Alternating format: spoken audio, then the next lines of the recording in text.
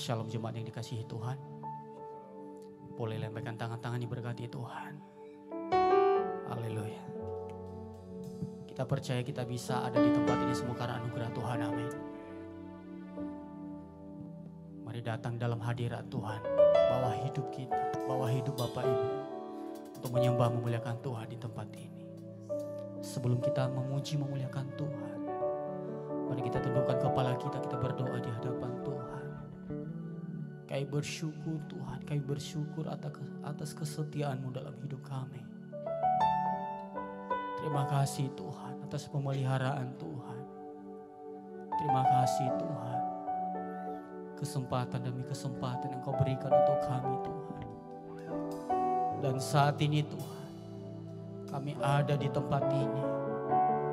Hanya mau bersyukur di hadapan-Mu Tuhan. Kami mau mengucap syukur, terima kasih Tuhan. Biarlah nama-Mu Tuhan kami tinggi-tinggikan. Kami puji Engkau di tempat ini. Kami sembah Engkau Tuhan. Layakan setiap kami Tuhan. Kuduskan kami Tuhan. Supaya kami layak di hadapan-Mu. Biarlah kami bersuka cita di dalam Engkau pada pagi hari ini. Terima kasih Tuhan. Di dalam nama Tuhan Yesus kami berdoa ucap syukur. Haleluya. Amin.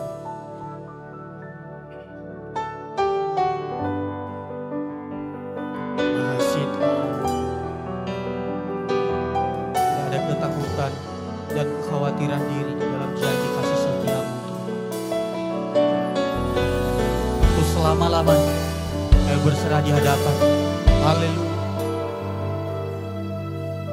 Sungguh besar setia-Mu,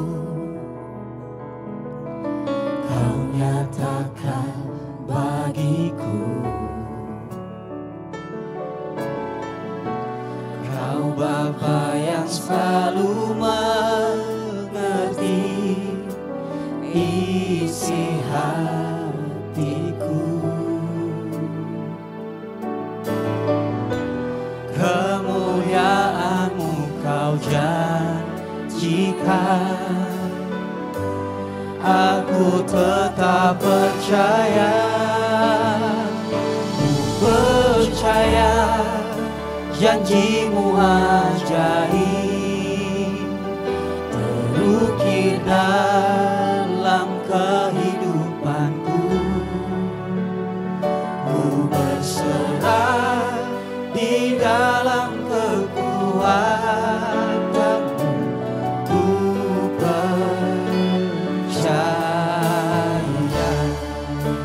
Kita angkat pujian ini lebih lagi di hadapan Tuhan. Saya mau katakan Tuhan, sungguh besar setia-Mu, Engkau nyatakan Yesus bagiku. Bapa, Kau Bapa yang selalu mengerti isi hatiku. Kemuliaan-Mu Kau janjikan, aku tetap percaya. Ku percaya janji-Mu ajaib, terukir dalam kehidupanku. Kami berserah Tuhan. Ku berserah di dalam kekuatan-Mu, hanya Kau segalanya bagiku. Ku percaya janji-Mu ajaib, Engkau ukir dalam hidupku, dalam kehidupanku. Haleluya. Ku berserah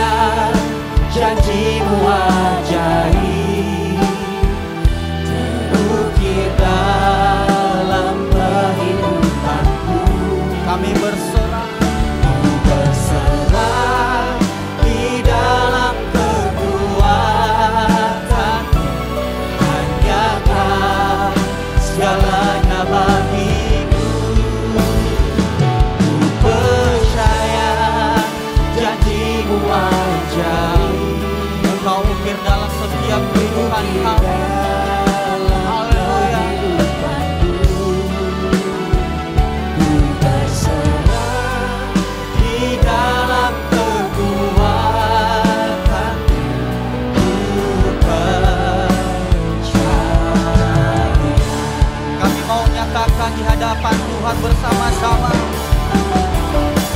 Tak akan ku takut, tak akan ku gentar. Kaulah imanku, Kaulah Tuhanku. Tak akan ku ragukan kebaikan-Mu di hidupku.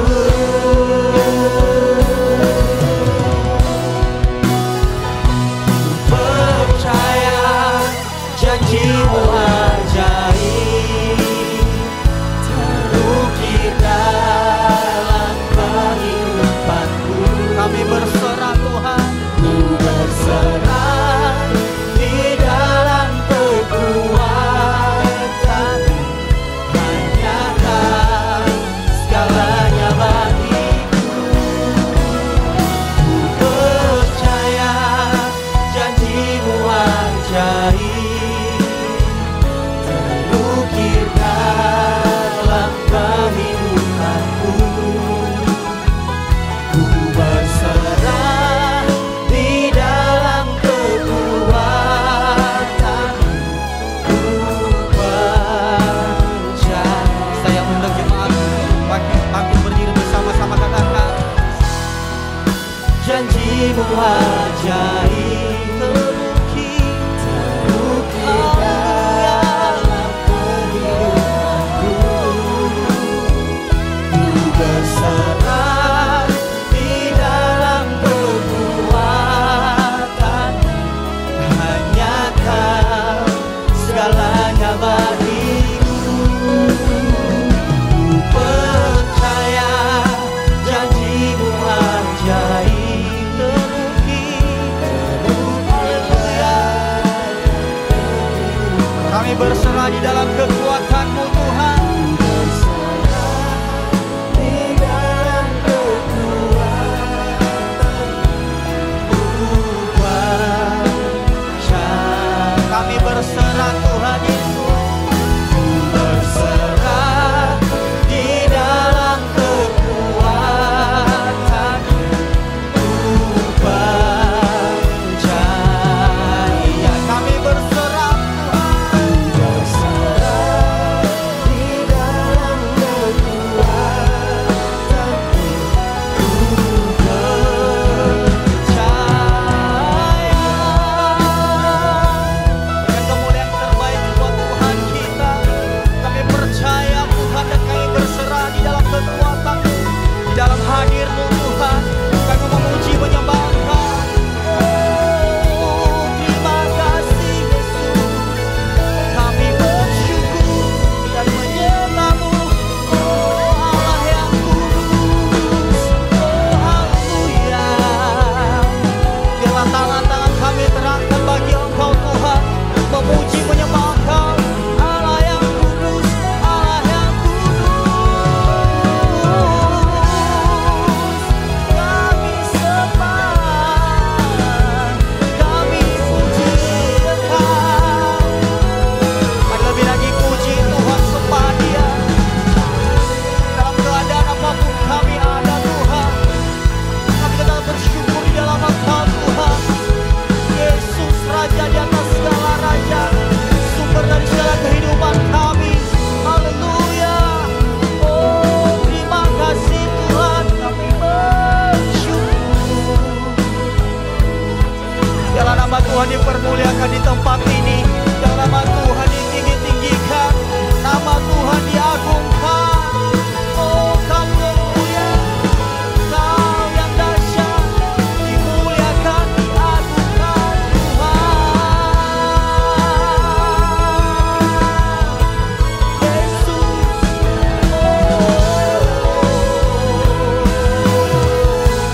berikan kemuliaan terbaik buat Tuhan kita. Dimuliakan, ditinggikan Yesus. Yesus Tuhan, Kau Rajaku. Engkau bertata, yang bertata, haleluya, yang berkuasa, Yesus Tuhan, Kau Raja. lebih lagi di hadapan Tuhan, bersama-sama katakan, dimuliakan, ditinggikan, ditinggikan, Yesus, Yesus, Yesus haleluya, Tuhan, Engkau Raja kami, Kau Raja yang bertata, yang bertata, yang berkuasa, yang berkuasa, Yesus, Yesus Tuhan, Kau Raja. jemaat saja yang nyanyikan lagu ini, katakan dengan iman, dimuliakan, haleluya. Kami tinggikan Engkau Tuhan, Engkau Raja, Raja di atas segala raja. Oh, Kau bertata Tuhan, yang bertata, yang berkuasa, haleluya. Yesus Tuhan, Kau Raja, dimuliakan Engkau di tempat ini Tuhan.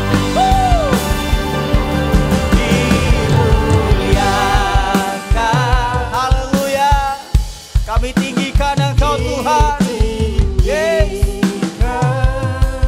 Yesus Tuhan, Yesus Tuhan, Engkau Raja kami Tuhan. Kau Rajaku, Engkau yang bertata, yang bertata, yang berkuasa, yang berkuasa, Yesus, Yesus Tuhan, Kau Raja. lebih lagi di hadapan Tuhan, angkat tanganmu bagi Dia, katakan, oh, Dimuliakan, haleluya, ditinggikan, Yesus Tuhan, Kau Rajaku, yang bertata,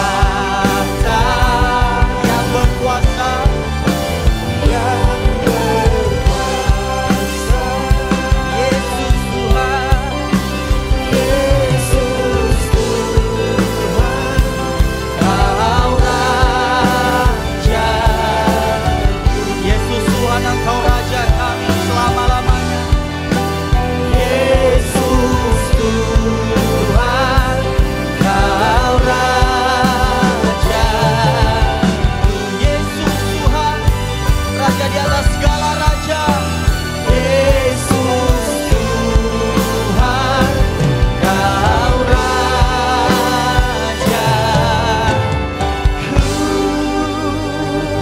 Berikan kemuliaan terbaik buat Tuhan kita. Yesus Tuhan, Engkau Raja di atas segala raja.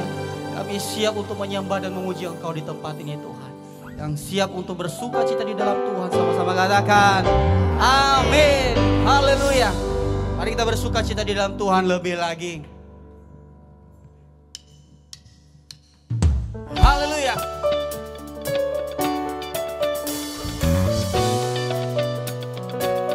Biarlah kami lebih dekat lagi dengan Engkau Tuhan. Dekat di hatinya Tuhan. Kami memuji Engkau di tempat ini. Haleluya. Woo!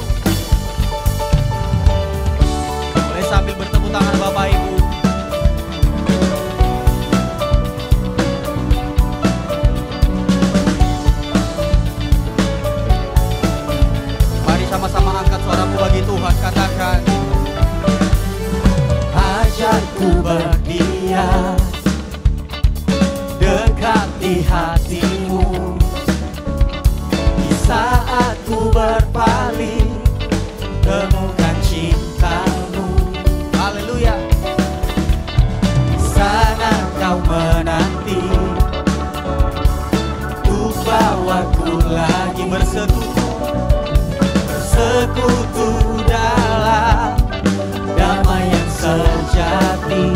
Angkat suaramu, katakan, oh, ku damba hadir-Mu. Sekali lagi, oh, inilah hidupku. Mari angkat tangan bagi Tuhan, katakan, hidupku hanya untuk-Mu. Segenap hatiku kagum akan kebaikan-Mu. Dan nafas kami Tuhan, haleluya, menceritakan kasih-Mu. Ajakku berdiam dekat di hati-Mu. Haleluya. Berikan tepuk tangan luar biasa untuk Tuhan kita. Bila kita dekat dengan Tuhan,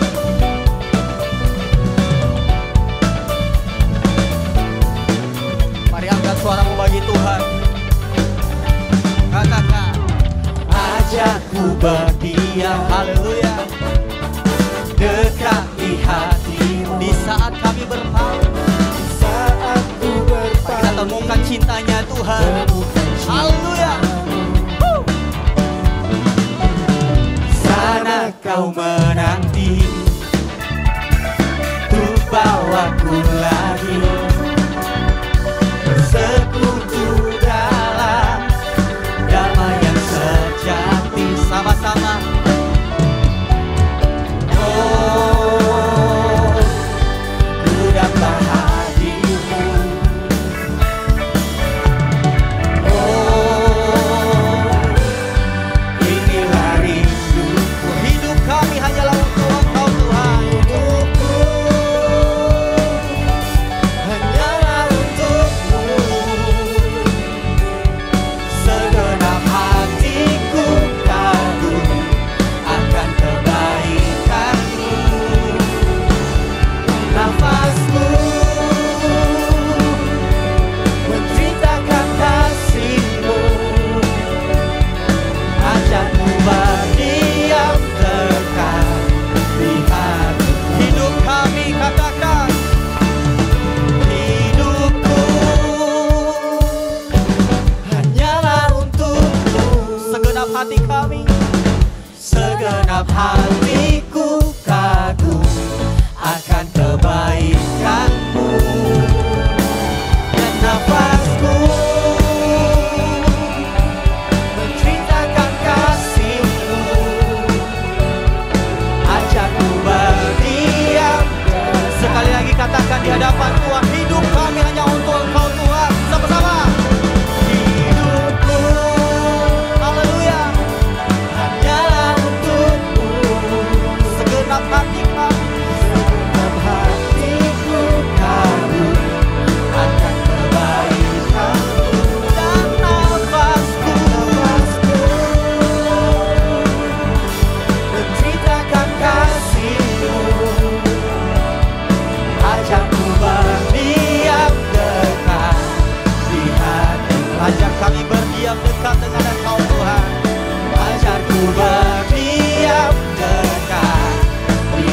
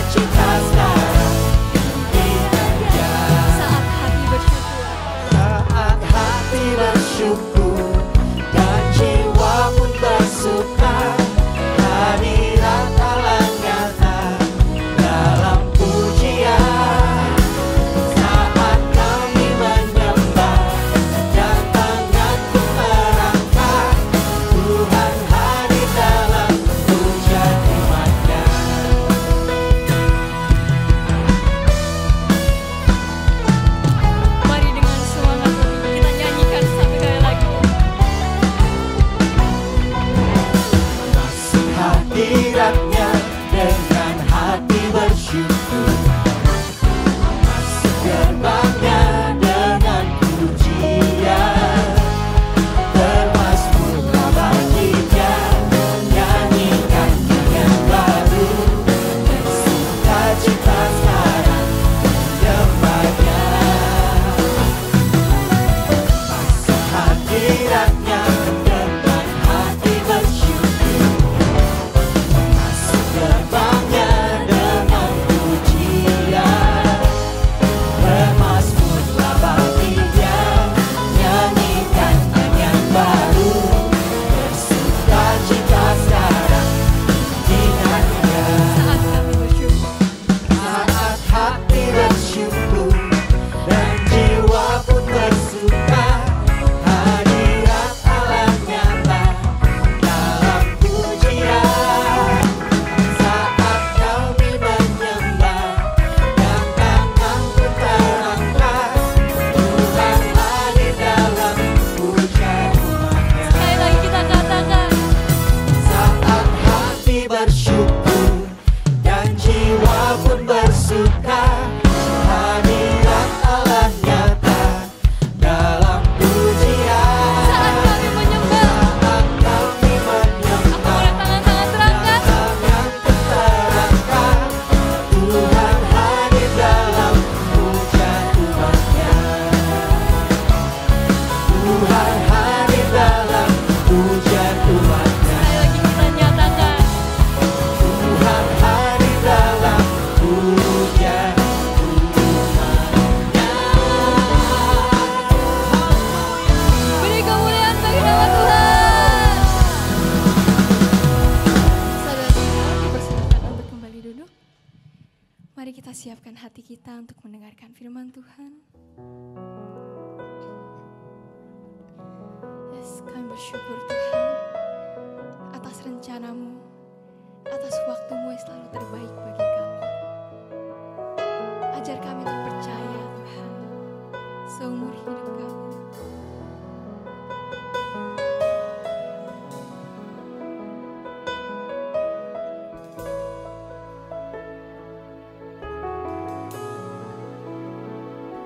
Bila kau izinkan sesuatu terjadi, ku percaya semua untuk kebaikanku. Bila nanti telah tiba waktumu, ku percaya kuasa-Mu memulihkan hidupku. Waktu Tuhan pasti yang terbaik, walau kadang tak mudah dimengerti. Lewati cobaan, ku tetap percaya waktu Tuhan pasti yang terbaik. Saya undang para jemaat untuk bangkit berdiri. Kita sama-sama nyanyikan. Bila kau izinkan sesuatu terjadi, Kami percaya Tuhan, ku percaya semua untuk kebaikanku.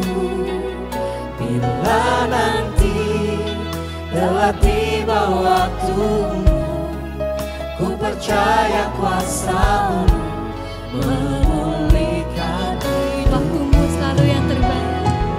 waktu Tuhan pasti yang terbaik, walau kadang tak mudah dimengerti.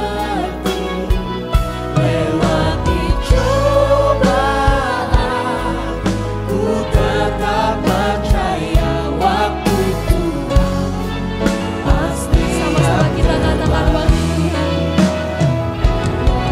Tuhan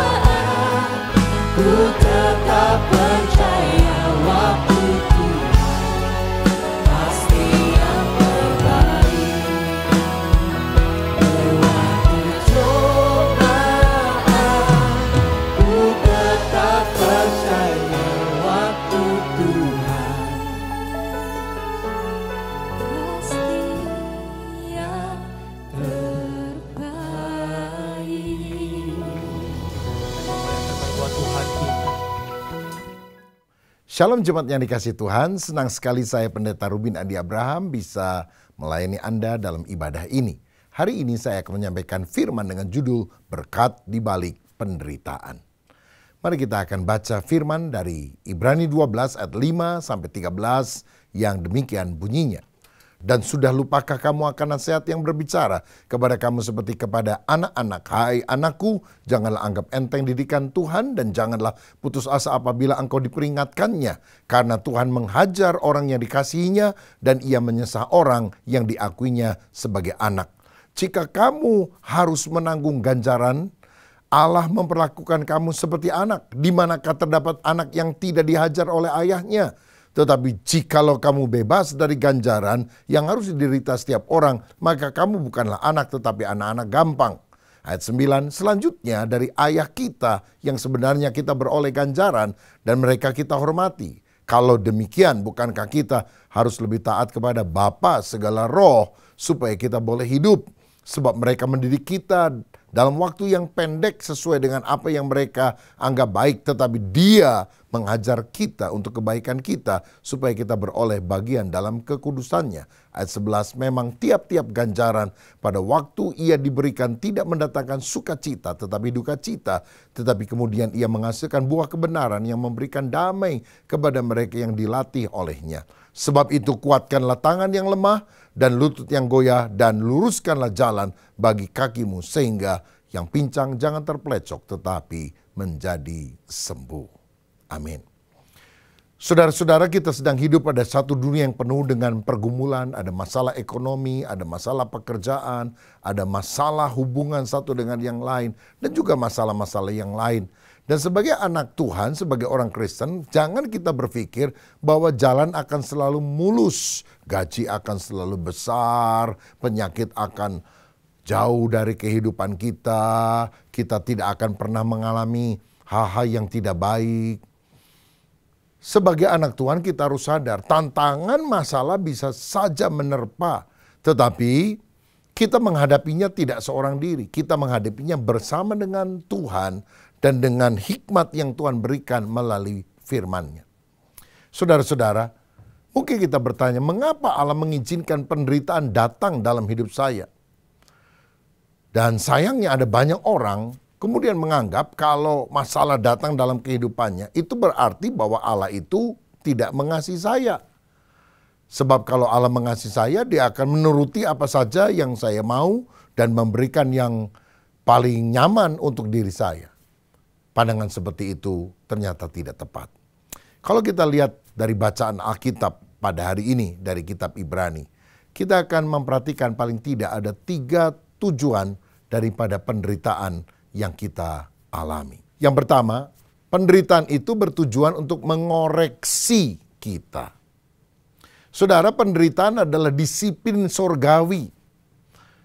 Bapa sorgawi adalah Bapa yang penuh kasih, tapi Dia harus mengoreksi anak-anaknya ketika anak-anaknya tidak taat atau melakukan kesalahan.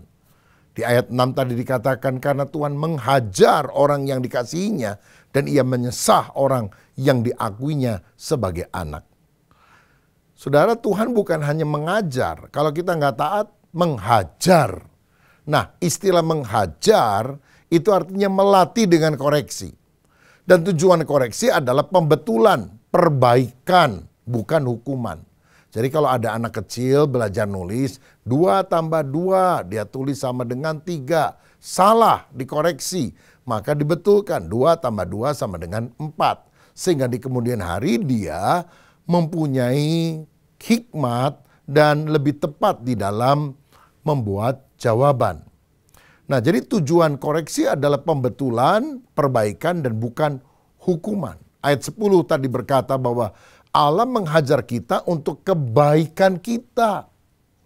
Jadi penghajaran adalah bukti Allah mengakui kita sebagai anaknya.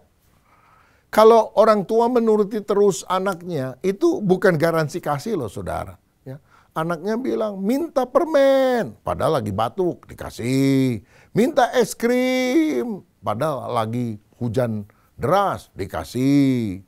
Anaknya baru 12 tahun, minta motor, dikasih, nabrak, mati. Apakah itu buktinya ayah itu atau ibu itu mengasihi dia? Tentu tidak. Jadi memanjakan anak itu bukan pertanda kasih.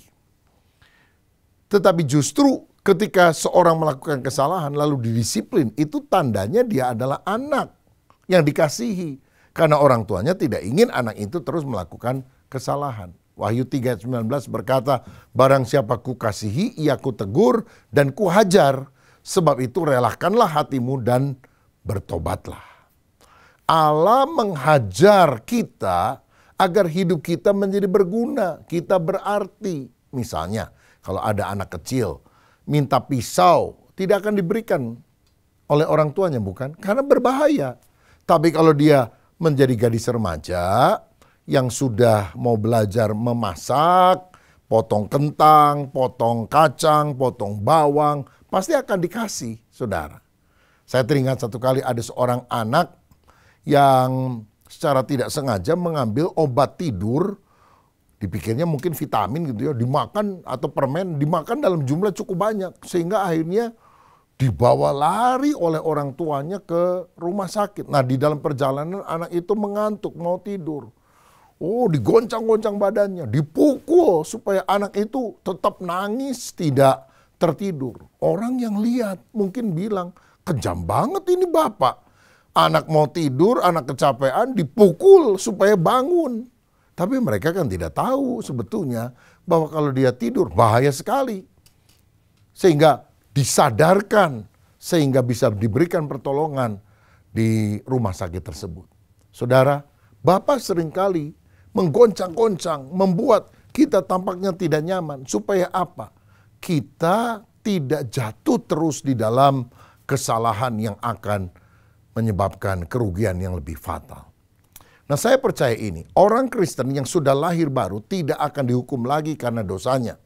Karena semua dosa kita sudah ditanggung oleh Yesus di atas kayu salib. Sehingga kita tidak akan masuk neraka. Karena Roma 8 ayat 1 menjamin itu. Dikatakan demikian. Demikianlah sekarang tidak ada penghukuman bagi mereka yang ada di dalam Kristus Yesus. Jadi orang yang percaya tidak akan dihukum oleh Kristus. Oh, kalau gitu bisa seenaknya dong berbuat dosa. Oh, tunggu dulu. Tuhan tidak akan menghukum memasukkan kita ke dalam neraka, tetapi dia akan menghajar kita. Dia adalah Bapa di dalam keluarga ilahi yang telah dia pilih. Tapi di luar keluarga, dia adalah hakim yang adil. Dan hakim bisa menjatuhkan putusan, bahkan memasukkan orang ke dalam hukuman kekal sampai selama-lamanya. Tapi sebagai Bapa yang telah mengampuni dosa kita, dia menghajar kita walaupun kita tidak dicampakkan ke dalam neraka. Jadi kalau kita salah, kita mesti bertobat. Kita mesti mengaku dosa. Makanya 1 Yohanes 1 ayat 9 berkata, jika kita mengaku dosa kita, maka ia adalah setia dan adil. Sehingga ia akan mengampuni segala dosa kita dan menyucikan kita dari segala kejahatan. Kalau ada dosa yang saudara lakukan, mari bertobat, minta dibasuh oleh darah Yesus. Dan tinggalkan perbuatan sia-sia. Karena Tuhan izinkan kesulitan masalah datang untuk mengoreksi kita. Kalau kita sombong, kalau kita tidak menghargai orang lain. Tuhan izinkan masalah-masalah datang. Supaya kita lebih manusiawi, bahkan lebih ilahi, saudara. Nah, pengajaran itu diberikan untuk kebaikan anak-anaknya. Bukan untuk membinasakan kita. Sehingga seharusnya penghajaran dari Tuhan itu diterima dengan rasa syukur. Inilah yang disadari oleh Daud. Dalam Mazmur 119 ayat 67 dia berkata, sebelum aku tertindas aku menyimpang, tetapi sekarang aku berpegang pada janjimu. Ayat 71, bahwa aku tertindas itu baik bagiku supaya aku belajar ketetapan-ketetapanmu. Ketika jalannya nyaman, serong dia. Ya, hidup nggak bener, disentil sama Tuhan. Akibatnya, aduh sadar, iya saya salah. Balik lagi pada jalan benar, supaya tidak binasa selama-lamanya. Bukankah Tuhan baik? Saudara, kadang-kadang kita udah diberkati, lupa sama Tuhan. Tapi ketika Tuhan mengizinkan masalah datang, kita balik lagi kepada Tuhan. Saya ingat satu cerita, satu kali ada seorang pekerja bangunan yang sudah naik ke bagian atas mau menyemen, tapi ternyata dia lupa membawa sendok semennya. Jadi kemudian kalau dia turun, dia rasa males, dia teriak-teriak sama temennya yang ada di bawah. Tapi karena lingkungan lagi rame, temennya yang di bawah itu nggak denger. Dia teriak, tolong lemparkan itu sendok semen kepada saya. Nah karena udah diteriakin berapa kali nggak denger, dia ambil uang di sakunya, ada uang logam. Dia lempar ke bawah. Temennya di bawah lihat, kok ada duit ya? Dia ambil. Dia masukkan kantong. Loh, temen yang di atas nggak diperhatikan. Dia ambil lagi uang logam yang lain yang lebih besar nilainya. Dia lempar lagi. Dilihat di pasir, kok ada uang lagi ya? Kata yang di bawah. Dimasukkan lagi. Lumayan buat nambah beli tempe nanti makan siang katanya.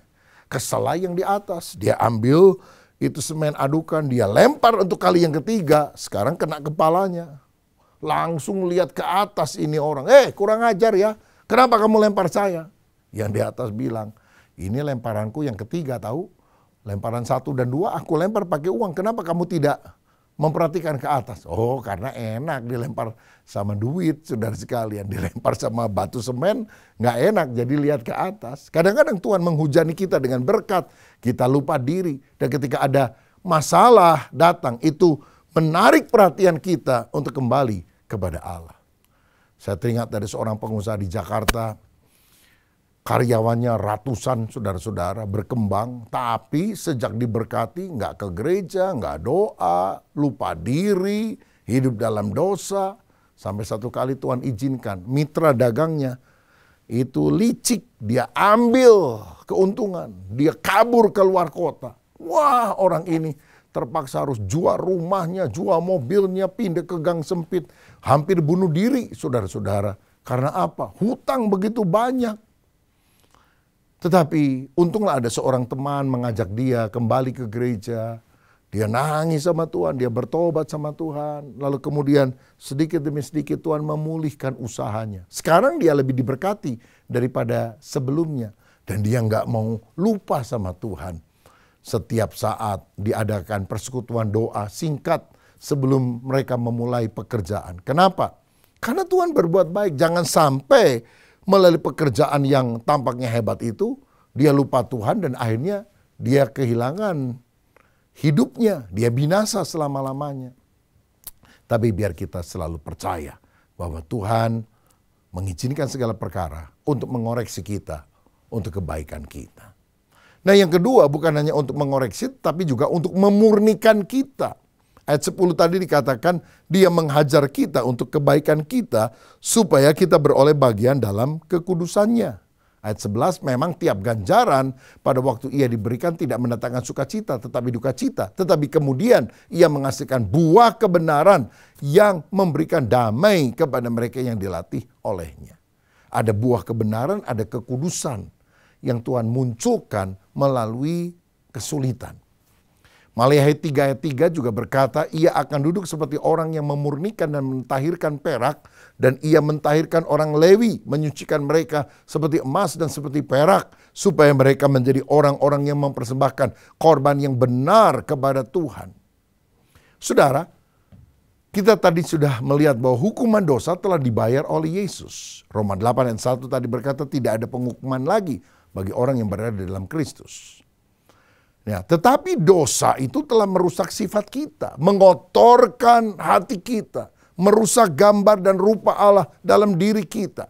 Itulah yang harus diperbaiki kembali, itulah yang harus dimurnikan. Sehingga dalam Roma 8 ayat 28 dan 29, kita tahu sekarang bahwa Allah turut bekerja dalam segala sesuatu untuk mendatangkan kebaikan bagi mereka yang mengasihi Dia, yaitu bagi mereka yang terpanggil sesuai dengan rencana Allah. Sebab semua orang yang dipilihnya dari semula, mereka juga ditentukannya dari semula untuk menjadi serupa dengan gambaran anaknya. Supaya ia anaknya itu menjadi yang sulung di antara banyak saudara. Allah bekerja mendatangkan kebaikan. Oh, ayat ini sangat menyenangkan sekali. Karena kita pikir kebaikan artinya rumah besar, uang banyak, sehat, semuanya nyaman. Padahal yang dimaksudkan Allah bekerja mendatangkan kebaikan di ayat 28 langsung dijelaskan pada ayat 29. supaya kita menjadi serupa seperti Kristus. Jadi kebaikan yang dimaksudkan di sini adalah kebaikan dengan tujuan rohani, supaya karakter kita menjadi seperti Kristus. Dan untuk karakter kita menjadi seperti Kristus, Allah bisa mengizinkan kesulitan-kesulitan datang yang menurut kacamata kita tidak baik, tapi menurut kacamata Tuhan itu baik. Untuk memurnikan kita agar kita menjadi serupa seperti Kristus. Jadi baik itu bukan berarti kaya, makmur, tetapi juga proses Tuhan melalui dapur kesengsaraan. Kita disinggung, kita digosipkan orang, tapi karakter kita dibentuk. Nah itu kebaikan. Agar karakter kita seperti Kristus. Saya ambil contoh kerang misalnya. Binatang yang refleksnya kurang cepat. Sehingga setiap kali dia membuka rumahnya begitu, kalau ada pasir, aduh sakit, dia baru menutup. Kalau dia buka lagi, masuk pasir yang lain, aduh sakit, dia baru nutup. Tapi setiap kali dia merasa sakit, dia mengeluarkan satu cairan untuk menetralisir rasa sakit itu. Dan cairan itu lama-lama menggumpal, mengkristal, lebih besar, dan itulah yang diambil orang. Sebutir mutiara. Jadi apa itu sebutir mutiara? Hasil tangisan seekor kerang. Memang pada waktu pasir itu datang, itu kan tidak baik secara manusia. Tetapi tujuannya adalah memurnikan, menghasilkan sesuatu yang jauh lebih baik pada akhirnya. Jadi tujuan Tuhan mengizinkan penghajaran, penderitaan, itu kekal. Tujuannya kekal. Penderitaan singkat saja waktunya. Tapi melaluinya Allah menyediakan orang-orang Kristen untuk keadaan kekal yang tanpa cacat di hadapan Dia dan bernilai tinggi. Kalau misalnya di sini ada tanah liat yang kemudian diproses, diolah menjadi guci yang bagus oleh tangan seorang penjunan. Tapi waktu dia lihat kok nggak seperti yang dia harapkan, dibanting lagi tuh guci, saudara, diinjak-injak lagi. Bahkan kalau ada mungkin kerikil kecil dibuang. Oh, diproses lebih sakit. Tujuannya apa? Supaya akhirnya dibentuk ulang menjadi guci yang bernilai dan mahal harganya. Atau kalau di sini ada sekeping baja yang katakan saja harganya Rp200.000. Kalau itu dijadikan tapal kuda, kita bisa jual lebih mahal, Rp500.000. Tapi kalau baja itu diproses menjadi pisau lipat yang eksklusif, kita bisa jual Rp750.000 misalnya. Tapi kalau sekeping baja itu diproses lebih lama, lebih sakit, lebih rumit, lebih sulit, menjadi arloji yang mereknya Rolex, harganya bisa puluhan bahkan ratusan juta rupiah. Prosesnya menyakitkan, tetapi tujuannya memurnikan kita lebih berharga. Oh saudara, kalau ada yang lagi disinggung oleh orang, mungkin kau lagi berantem sama mertuamu, sama menantumu, dengan suami atau istri, dengan adik atau kakak, ingat, Tuhan ingin agar karakter saudara yang dibentuk menjadi lebih mengalah, mau berdamai, mendoakan orang yang bersalah, mengasihi mereka dan membalas yang jahat dengan yang baik. Dan kalau saudara tahu bahwa kesulitan penderitaan dilakukan dengan tujuan memurnikan kita, kita harus memberikan respon yang positif supaya karakter kita menjadi seperti Kristus. Puji Tuhan. Yang terakhir, yang ketiga, mengapa seringkali Tuhan mengizinkan penderitaan terjadi dalam kehidupan kita untuk membuat kita berbuah lebat. Ayat 11 tadi dari Ibrani 12 berkata, memang tiap-tiap ganjaran pada waktu ia diberikan tidak mendatangkan sukacita tetapi duka cita. Tetapi kemudian ia menghasilkan buah kebenaran yang memberikan damai kepada mereka yang dilatih olehnya. Ada buah kehidupan yang muncul, hidupnya lebih benar. Ada buah roh yang tampak. Yohanes 15 ayat 1 dan 2 berkata, akulah pokok anggur yang benar dan Bapakulah pengusahanya. Setiap ranting padaku yang tidak berbuah, dipotongnya, dan setiap ranting yang berbuah, dibersihkannya supaya ia lebih banyak berbuah. Ayat 8, dalam hal inilah Bapakku dipermuliakan, yaitu jika kamu berbuah banyak, dan dengan demikian kamu adalah murid-muridku. Apa cirinya kita adalah murid Yesus? Berbuah lebat untuk kemuliaan nama Tuhan. Hati yang bertobat hanya Tuhan yang lihat. Tapi buah pertobatan harus bisa dilihat oleh orang lain. Alkitab berkata bahwa buah roh adalah kasih, sukacita, damai sejahtera, kemurahan, kebaikan, kesabaran, kesetiaan, kelemah lembutan, penguasaan diri. Saudara-saudara, kita harus berbuah sehingga menjadi berkat lebih banyak kepada orang-orang lain, karena kita tidak lagi mementingkan diri tetapi mau melayani banyak orang. Nah, saya perhatikan orang-orang yang dulu pernah mengalami kesulitan, penderitaan, ketika dipulihkan oleh Tuhan, dia juga memiliki beban untuk menolong orang-orang dalam kondisi seperti itu. Karena dia bisa bersimpati, bahkan berempati, turut rasa. Karena dulu saya pernah mengalami itu. Sekarang setelah saya ditolong, saya juga mau melayani orang-orang yang menghadapi masalah itu. Misalnya orang yang pernah hidup di emperan toko, begitulah. Ketika akhirnya dia diangkat Tuhan, diberkati, jadi pengusaha yang sukses, jadi orang yang berhasil, dia akan memperhatikan anak-anak jalanan, memberikan makanan kepada mereka, memberikan pakaian atau rumah singgah. Karena apa? Dulu dia pernah ditolong di sana. Jadi Tuhan mengizinkan kesulitan yang dulu mungkin kita pernah alami sebagai modal atau bekal kita untuk berbuat baik kepada orang yang kurang beruntung.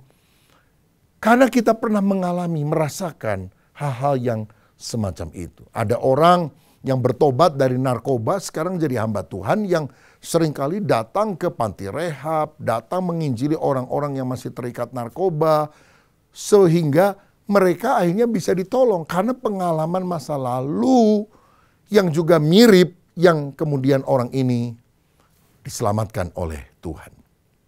Saudara-saudara, ada kondisi yang tampaknya tidak baik, tetapi Tuhan justru bekerja mendatangkan kebaikan supaya kita bisa berbuah lebih banyak. Saya pernah menghadiri sebuah konferensi yang dilakukan oleh Billy Graham Crusade di Belanda waktu itu. Dan setiap hari ada sesi-sesi dari penginjil pengkhotbah terkenal yang sangat bagus, saudara sekalian. Dan malamnya ada KKR yang diadakan dan selalu ada kesaksian-kesaksian.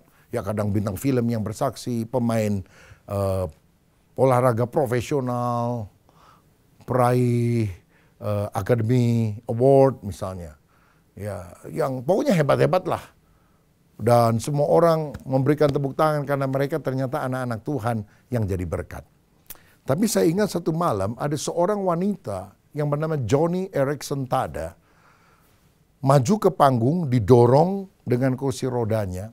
Rupanya dia dulu adalah atlet lompat indah, tetapi waktu dia terjun latihan di pinggir sebuah pantai, dia nggak terlalu memperhatikan, airnya agak surut, sehingga waktu dia jatuh ke sana, maka dia koma.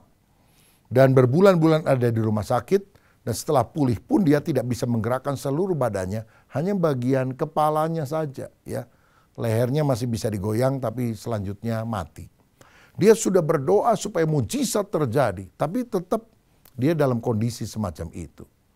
Tetapi imannya mulai bangkit, dia sekarang ini menjadi penulis buku rohani, menjadi pelukis. Dia pakai melukis itu digigit, menggigit kuasnya dengan giginya dan dia mulai melukis. Dan kalau dia harus menandatangani, tanda tangannya itu tulisannya PTL, Praise the Lord. Dan dia bilang, apapun yang terjadi, saya mau katakan, Tuhan Yesus baik. Saya lihat saudara, ketika para pesaksi lain menyampaikan kesaksian, orang bertepuk tangan. Tapi waktu dia bersaksi, semuanya nangis. Karena apa? Kondisi seperti itu di kursi roda. Kok dia bisa bilang bahwa Tuhan itu baik? Dan saya ingat Billy Graham pada masa hidupnya sangat sering mengajak Joni Eareckson Tada untuk memberikan kesaksian. Karena tujuan dari Tuhan mengizinkan kesulitan adalah untuk membuat hidup kita bisa berbuah lebih lebat. Saya juga teringat ada hamba Tuhan namanya Richard Wurmbrand. Bertahun-tahun disiksa dan dipenjara di luar batas.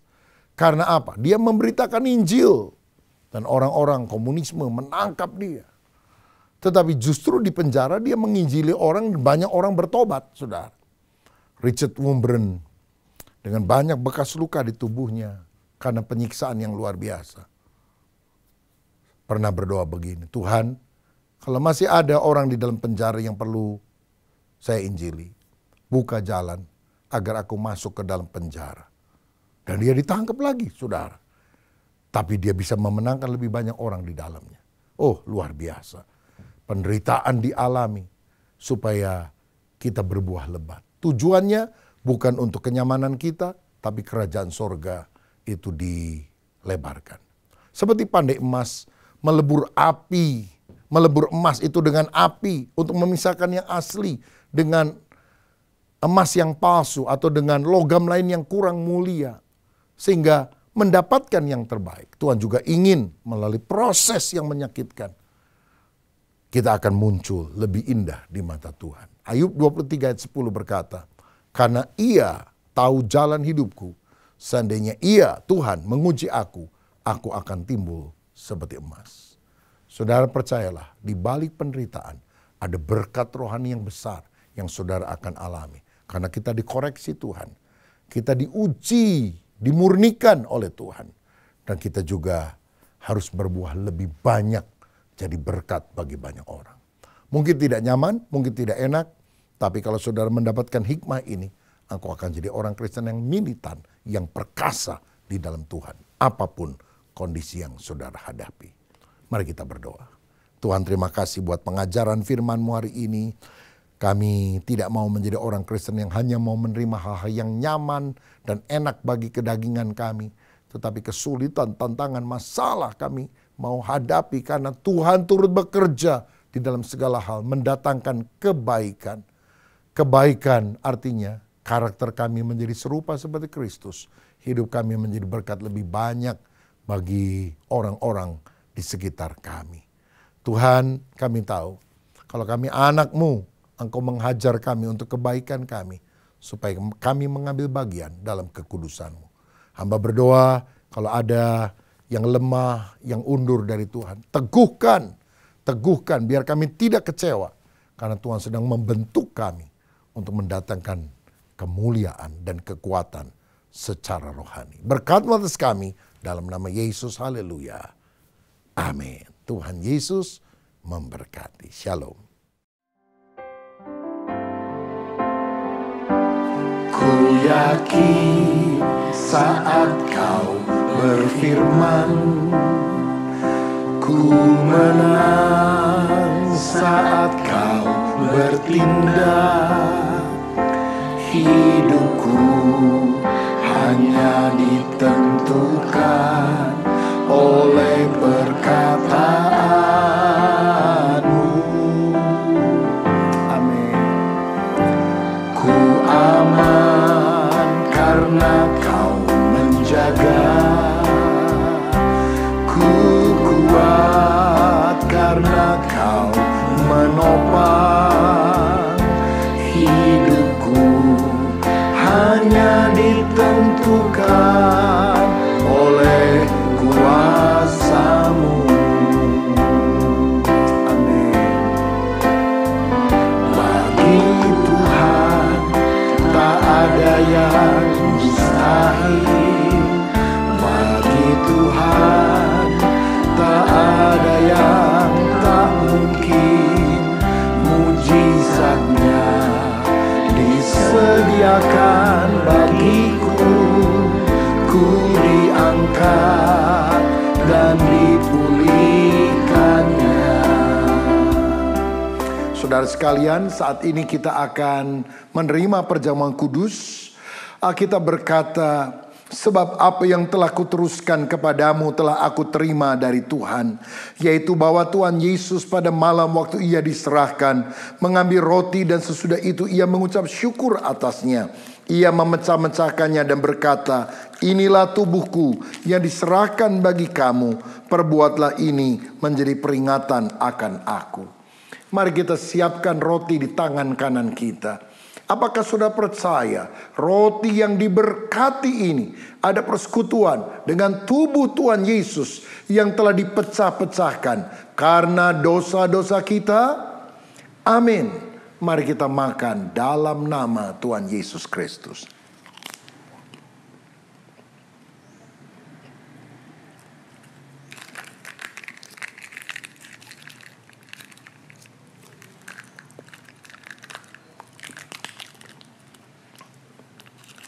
Selanjutnya firman Tuhan berkata, demikian juga ia mengambil cawan sesudah makan, lalu berkata, cawan ini adalah perjanjian baru yang dimateraikan oleh darahku. Perbuatlah ini setiap kali kamu meminumnya, menjadi peringatan akan aku. Sebab setiap kali kamu makan roti ini dan minum cawan ini, kamu memberitakan kematian Tuhan sampai ia datang. Apakah saudara percaya anggur yang sudah diberkati adalah persekutuan dengan darah Tuhan Yesus Kristus yang telah dicurahkan untuk menebus kita dari segala dosa? Amin. Mari kita minum dalam nama Tuhan Yesus. Terima kasih Tuhan untuk kebaikan-Mu, untuk penebusan-Mu, untuk apa yang sudah Engkau lakukan. Biar hidup kami selalu bergantung kepada kebenaran firman-Mu. Bagi Tuhan tak ada yang mustahil. Bagi Tuhan tak ada yang tak mungkin. Mujizatnya disediakan bagiku. Ku diangkat dan dipulihkannya.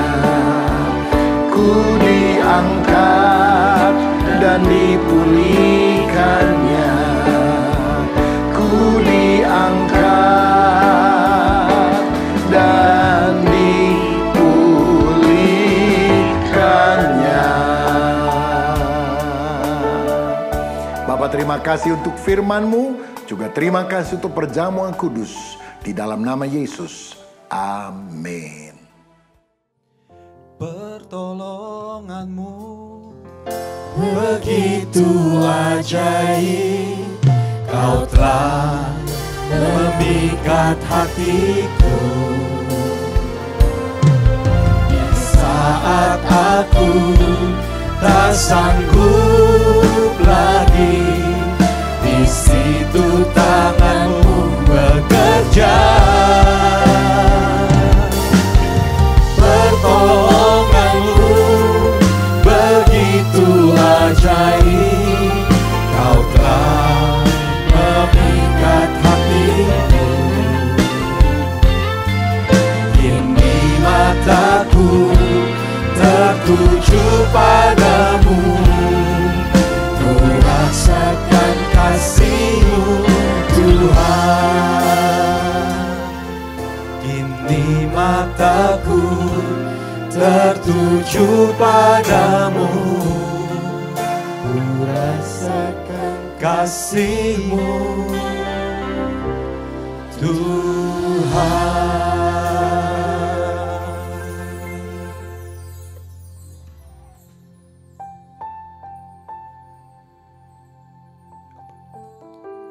Tuhan, biar mata hati kami Tuhan, iman kami tetap teguh di dalam Engkau ya Tuhan. Biarlah iman kami, percaya kami Tuhan hanya kepada Engkau. Karena Engkau adalah pertolongan kami satu-satunya ya Tuhan. Ajari kami untuk tidak menaruh percaya kepada manusia. Tidak menaruh percaya kepada harta, kuasa, tahta ya Tuhan. Biarlah kami mempunyai hati yang murni. Iman yang terus bertumbuh di dalam Engkau. Banyak sekali godaan dalam hidup kami ya Tuhan. Tapi kami mau berjalan bersama dengan Engkau. Roh Kudus, Engkau yang memberikan kekuatan bagi kami. Firman-Mu itu iya dan amin ya Tuhan. Dan kami boleh melangkah, selangkah demi selangkah bersama dengan Engkau. Hadirat-Mu itu Tuhan Yesus yang kami cari dalam hidup ini. Favor-Mu Tuhan cukup untuk kami. Kasih anugerah-Mu Tuhan cukup untuk kami. Seperti Sadrak, Mesak, dan Abednego. Kami percaya Engkau adalah Allah yang penuh kuasa, ajaib. Mampu melakukan segala perkara-perkara ajaib dalam hidup kami. Sekalipun tidak, kami tetap menyembah Engkau. Kami tetap mengucap syukur kepada Engkau. Karena Engkau adalah Allah yang selalu memberikan yang terbaik untuk kami. Engkau Allah yang mengasihi kami. Engkau Bapa kami yang setia. Terima kasih Tuhan. Kami mau terus beriman kepada Engkau. Hari lepas hari. Dalam setiap musim hidup kami. Biarlah kami boleh berjalan bersama dengan Engkau. Mengandalkan-Mu ya Tuhan. Bapak terima kasih untuk firman-Mu pada sore hari ini, pada siang hari ini Tuhan. Kami percaya firman-Mu itu telah menumbuhkan iman kami. Kami lebih dikuatkan lagi ya Tuhan. Dan kami terus mau mengandalkan firman-Mu. Kami serahkan ya Tuhan kehidupan kami ke dalam tangan-Mu. Pelayanan kami, gereja ini ke dalam tangan-Mu. Kami yang masih sekolah, Tuhan Kau memberkati. Berikan kami hikmat, berikan kami kerajinan. Kami yang bekerja, Tuhan Kau juga memberkati. Biarlah kami boleh menjadi berkat di tempat kami bekerja ya Tuhan. Menjadi terang-Mu dan garam-Mu ya Tuhan. Bagi kami yang berusaha, Tuhan Kau tolong. Supaya kami tetap boleh berjalan sesuai dengan kehendak-Mu Tuhan. Bagi kami yang ibu rumah tangga, apapun yang kami kerjakan Tuhan. Biarlah kami boleh dengan tulus, dengan pengucapan syukur. Kami boleh melayani Engkau dimanapun kami ditempatkan. Terima kasih Tuhan. Untuk tempat ini di mana kami boleh bersama-sama bertumbuh di dalam Engkau. Berkati juga pemimpin-pemimpin rohani kami Tuhan. Juga negara Indonesia di mana kami dilahirkan di tempat ini. Tuhan Kau memberkati semuanya. Karena kami tahu Engkau Allah kami yang mengasihi kami. Terima kasih ya Bapak. Sebentar Pak Suryanta.